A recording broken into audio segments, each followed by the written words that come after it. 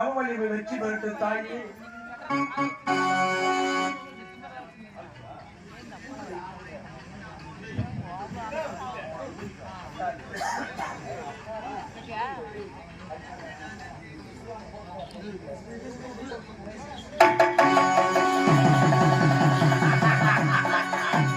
அடியே பாவனா சாபத்தை பெற்று பூலோகத்திலே கன்னிமாரா ஒப்பனம் செய்தாய்.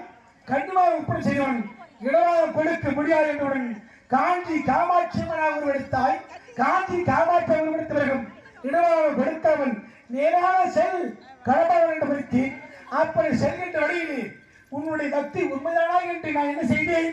அக்கினியை வரவழைத்தேன், சூரியனுக்கு வரவழைத்து உன் பாதத்தை சுடுபடி செய்தேன். அப்படி பாதம் சுடுப்பு தாங்க முடியாமல் உன் மகனை அழைத்து, முருகா என் பாதம் சுடுகிறது முருகா என்று நீ கண்ணி விட்டாலும் தாய்வாசல் தாங்க வேண்டும் முடியாமல் முருக பெருமான் வாழைகளை கொஞ்சம் கொஞ்சமாக வெட்டி வெட்டி வெட்டி வடிகின்ற வடிகள்லாம் போட்டு வந்தான். மகனே பாதங்களுக்கு இதமாக இருக்கிறது அப்படி நீ சொல்லியிருக்கிறாய். சொன்ன உடனே வாழைமரத்தை அதிகம் கொண்டு வந்து அதனாலே ஒரு பந்தலிட்டு வாழைப்பந்தில் வந்திருக்கிறான். இன்று முதல் இந்த வாழை பந்தலில் நீ அமர்ந்தால் பச்சைவாடி அம்மன், பச்சைவாடி அம்மன், பச்சைவாடி அம்மன். இந்த வாழைப்பந்தல் கிராமம், இந்த வாழைப்பந்தல் கிராமம் செய்யாறு பக்கத்தில் இருக்கிறது.